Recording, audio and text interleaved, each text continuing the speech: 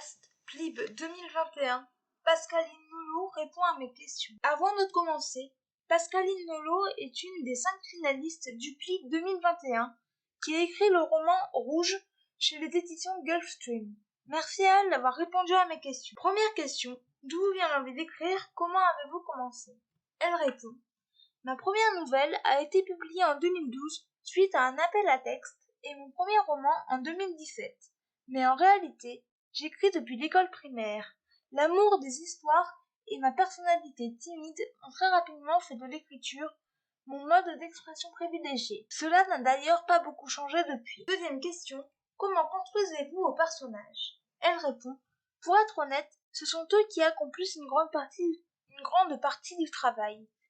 Ils me viennent assez spontanément en tête quand je commence à réfléchir à une histoire, parfois même avec des caractéristiques qui, de prime abord, ne m'arrangent pas pour mon intrigue. Comme je suis beaucoup plus laborieuse et lente à déterminer tous les autres éléments, mes personnages vivent souvent un bon moment dans mon esprit, avant que je passe à la rédaction proprement dite du roman. Du coup, nous avons le temps d'apprendre à bien le connaître. Dans le cas particulier du personnage de Rouge, on pourrait presque dire que nous avons en partie fusionné, elle et moi. Non, s'il vous plaît, n'alertez pas l'hôpital psychiatrique. Troisième question, quelles sont vos sources d'inspiration pour écrire Rouge? Elle répond: Rouge constitue une sorte de variation sur la base du conte du Petit Chaperon Rouge.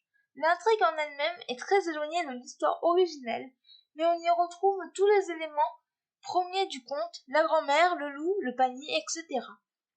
Le roman compte également des clins d'œil à d'autres contes, ainsi qu'à une ou deux histoires fantastiques célèbres. Ne pas les voir ne gêne bien sûr en rien la compréhension du récit. Aux lectrices et aux lecteurs de s'amuser à les repérer, ou peut-être même à en trouver certains auxquels je n'avais pas pensé. L'inconscient nous joue parfois de sacrés tours. Pour présenter un peu plus le livre aux personnes qui ne l'ont pas lu, je dirais qu'il s'agit d'un roman de fantaisie à l'atmosphère très sombre. L'héroïne, Rouge, est une jeune fille qui survit tant bien que mal au sein de son village.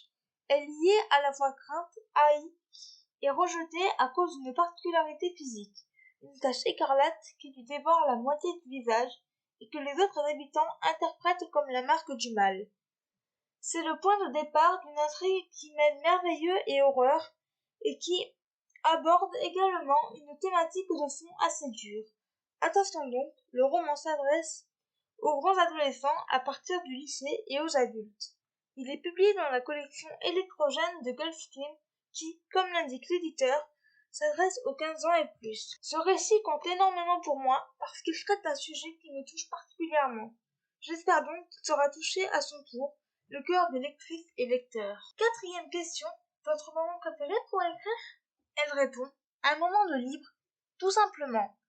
Je dois avouer que mes conditions idéales d'écriture sont plutôt le silence et la nuit. Mais parfois, on a besoin de dormir. Cinquième question, quelle relation entretenez-vous avec vos personnages? Elle répond: je les aime bien sûr, même si, parfois, je les fais souffrir.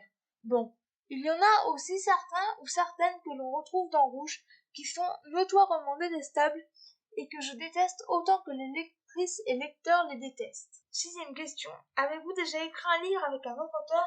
Aimeriez-vous essayer? Elle répond: je n'ai encore jamais écrit de roman avec quelqu'un d'autre, mais c'est une expérience littéraire que je rêverais de partager. Affaire à suivre. Je ne peux en dire plus pour l'instant. Septième question, avez-vous des projets d'écriture en ce moment? Elle répond: en ce moment j'avance, beaucoup trop lentement à mon goût, dans la rédaction d'un roman fantastique destiné aux 13 ans et plus, qui mêle imaginaire et timidité, un thème que je connais de près. J'ai également terminé un court roman fantastique, humoristique et poétique pour les 7 ans et plus. Ce récit cherche encore preneur, avis aux éditeurs. Huitième question, quel est votre endroit préféré pour écrire? Elle répond: un endroit calme. Je suis, hélas, incapable d'écrire dans les transports ou dans un lieu public, où il y a du passage, du bruit, de l'agitation. Neuvième question, quelles sont vos passions? Elle répond: sans originalité aucune, je dirais que mes passions sont la lecture et l'écriture. En d'autres temps, j'aimais beaucoup aussi aller au cinéma et voyager pour découvrir de nouvelles villes ou de nouveaux pays? 10e question. Votre signe astrologique? Elle répond Vierge, ascendant Vierge, me semble-t-il. 11e question. Si vous étiez une capitale mondiale, quelle serait-elle? Elle répond Je choisirais Édimbourg, qui, dans mon souvenir, est une cité merveilleuse. 12e question. Votre plat préféré? Elle répond Je ne sais pas. Quelque chose de simple, une assiette de pâtes avec un peu de gruyère ou de parmesan. Cela me convient très bien. 13e question. Si vous étiez un animal, lequel seriez-vous? Elle répond un chat sans hésiter. 14e question. Êtes-vous plutôt plat salé ou sucré? Elle répond Cela dépend vraiment de mon humeur. 15e question. Thé ou café? Elle répond cappuccino. 16e question. Que préférez-vous écrire? Les personnages? Les lieux? Elle répond Même s'il est très intéressant d'installer des décors qui contribuent à créer l'atmosphère d'une histoire, je préfère écrire les personnages car ce que je trouve le plus passionnant à raconter, ce sont les relations humaines. À noter toutefois qu'il existe des romans dans lesquels un lieu revêt tellement d'importance qu'il finit par devenir un personnage à part entière. C'est le cas, par exemple, dans La Maison hantée de Shirley Jackson, excellent roman qui a inspiré très librement la série The Haunting of Hill House. 17e question. Comment avez-vous connu le PLIB? Comment vous êtes-vous senti quand vous avez été finaliste? Elle répond J'ai connu le PLIB par internet, certainement via Facebook. Je me sentais déjà incroyablement chanceuse de voir mon roman figurer parmi les 26 sélectionnés. Je ne pensais pas qu'il pourrait se retrouver dans les 5 finalistes en si talentueuse compagnie. J'en suis très heureuse et je remercie encore toutes les personnes qui ont voté pour rendre cela possible. 18e question. Rouge est une réécriture du conte du petit chaperon rouge. Pourquoi avoir choisi de réécrire ce conte? Elle répond À la base, Rouge était une nouvelle destinée à une anthologie qui n'est finalement jamais parue. Le thème dans cette anthologie était tout simplement réécriture de conte. En ce qui me concerne, je n'ai même pas eu le temps de réfléchir au conte que je souhaitais adapter, car le personnage de Rouge m'est aussitôt apparu, et le récit s'est imposé de lui-même. Une fois l'anthologie annulée, je suis restée hantée par Rouge et par la nécessité de raconter son histoire.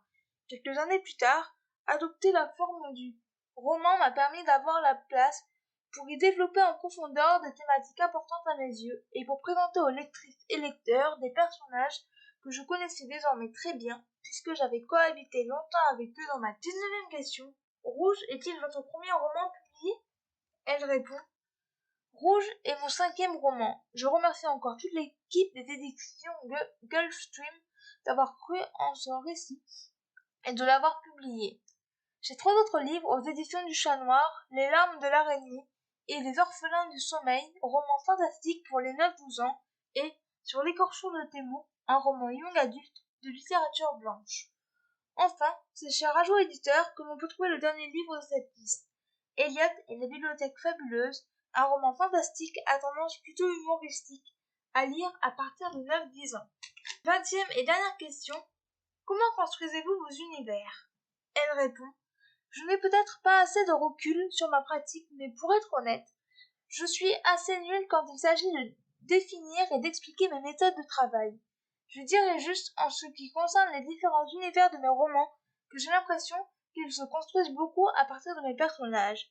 C'est-à-dire que je ne vais pas penser tout un univers dans lequel vont venir ensuite évoluer mes personnages, mais plutôt d'abord créer des personnages qui font que l'univers dans lequel je vais les placer aura telle ou telle caractéristique.